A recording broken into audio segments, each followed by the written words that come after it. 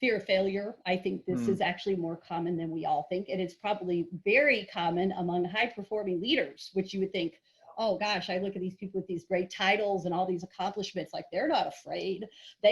How could they possibly be afraid? One thing I have learned is everybody's afraid.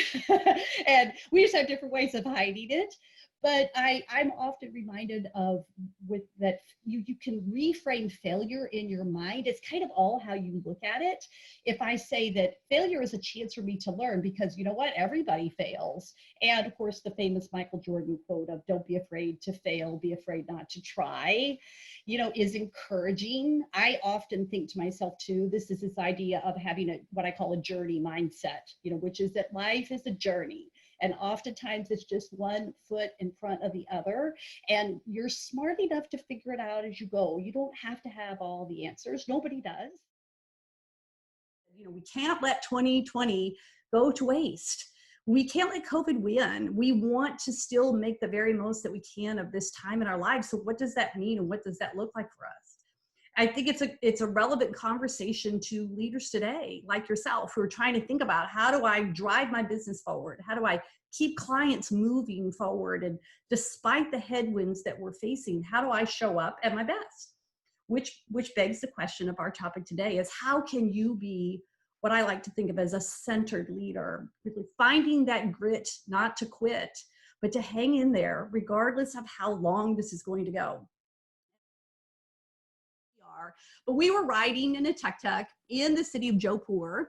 He let us out on the corner of the street, and we stood in this very, very sort of chaotic, busy marketplace. And we were lost. We did not know where we were going, how to sort of navigate the environment to get to where we needed to be. Except that our tour guide, Sanjeev, he literally grabbed us by the hands and he said, "Follow me." And he took us up a couple of flights of stairs, and we merged out onto this beautiful balcony where you could see the whole city. And it was beautiful to see all these different parts of the community. We began to go, oh yeah, like there's the palace where we're going, and there's the museum, and there's the park, and here are these neighborhoods. And it all became so clear. We were like, wow, just going up a couple of flights and coming out onto the balcony allowed us to sort of, from the chaos, we began to have clarity of our environment. And that lesson was not lost on me. As a leader, I was beginning to think to myself, I don't do this enough in my regular work life. I am always down below in the chaos of the day-to-day, the madness of the phone calls, or now the Zoom meetings, the conversations, the fires that have to be put out.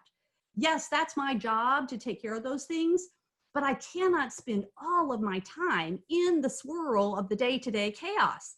I have to get on the balcony more often to be a great leader.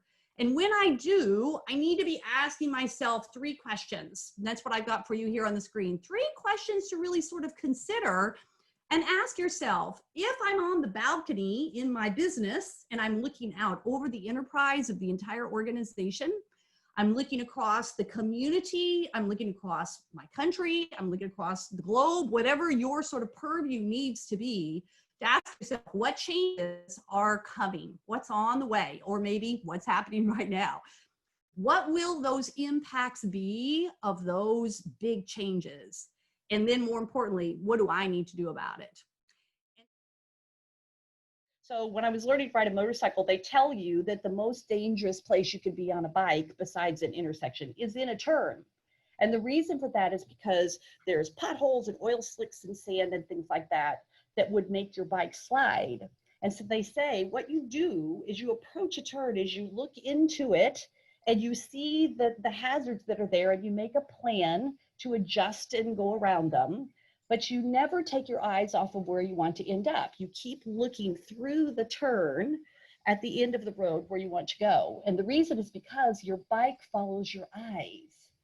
And I just thought in the moment learning that, wow, that is such a great sort of a metaphor for business and for life. And I was reminded of it at a time like this, just a couple of weeks ago, that this is exactly what we need to be doing now, having one eye on the road in front of us and one eye down the road to be able to see where we want to go. I remember in 2008 when I was building Mitchell Communications Group, we were perking along and things seemed really good. And then the global recession hit. And it's one of those things as we're experiencing now. It's kind of blindsiding you.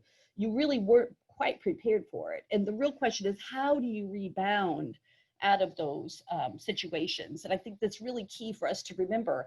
Yes, we want to take care of the urgent that we're dealing with day to day, but we want to keep our eyes looking down the road of where we want to be. And that kind of helps me think about this idea of moving into phase 4 in that McKinsey model of reimagining our agencies and the business community. What's it going to be like? How do we get into that reimagination mode and begin to really think ahead about the future? Point for us as a leadership team to put ourselves back in the driver's seat, to get some control back, and to move forward again. And sort of this change roadmap became an absolute game changer for how we as a leadership team shifted our mindset to think very differently about the future. And it kind of took us from an away state to a toward state of mind. You can see how these types of questions you could ask shift the conversation pretty dramatically in question 3, which is no longer what can't we control, which kind of becomes a problem swirling, to, well, what can we control? And then of course, what do we want to achieve? And how does our strategy need to change? What needs to change about us in order to get to the goal? It becomes a very, very empowering outcome that you can have from a conversation like this. But I just want to share those questions with you because I saw what it did for us.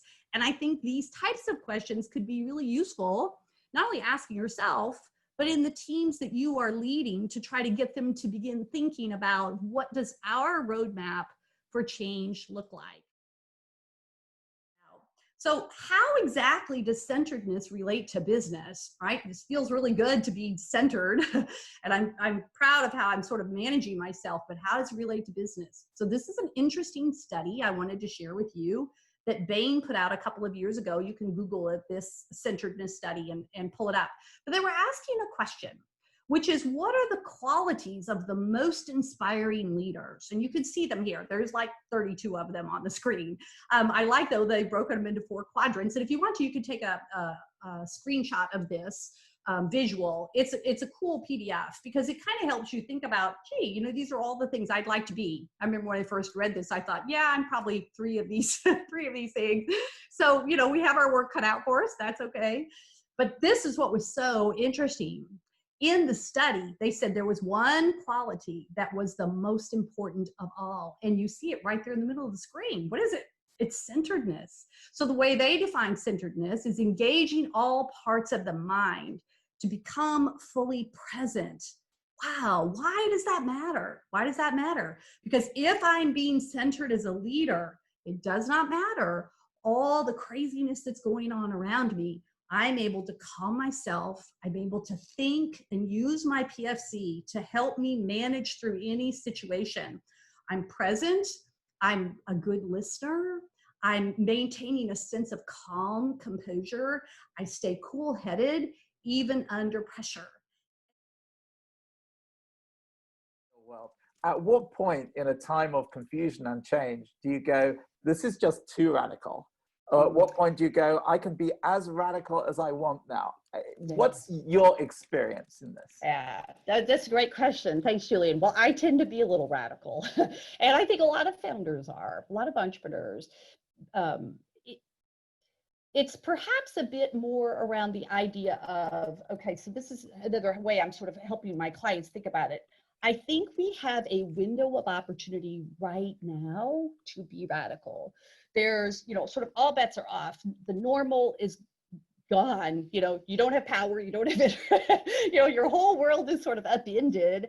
So all the things that were kind of the unwritten rules, or maybe even the written rules of the past, I think are not necessarily relevant anymore. I think we're going to be rewriting whole new norms of how we run our companies, how the industry works, how clients buy, why they buy. I think is all going to be very different. That's just my view. So I think while you have a window of opportunity, I would be radical. And I would get your team to get a little bit more like that. Now, one thing to watch for is a lot of people don't like change and uncertainty, which of course always shocks me, because if you're in the agency business, you like change.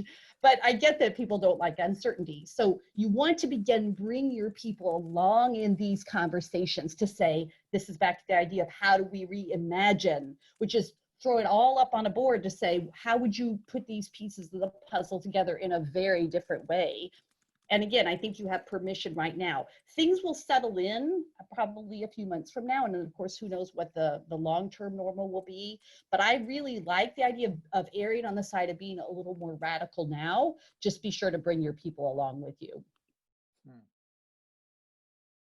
About it. So sense making is really a hallmark of an effective leader. It helps you begin to sort of readily see how things are shaping up. So I love this visual of the puzzle pieces. Probably a lot of people are doing puzzles these days, but I like it because it is your ability to kind of put the pieces in place to create the picture, the image that you want to create. So in practical terms, for us as business leaders, the real question you're asking yourself and answering is, what the heck is going on out there? How do I take this jumbled mess of puzzle pieces of what's happening in this pandemic and begin to put them together in a way that makes good sense? So how do you do that? Well, there's a couple of things that you can do. And this is really relying on the business acumen that I know you already have as an agency leader to begin to put the pieces together and how you do it. So the very first thing, of course, is you have to have good data.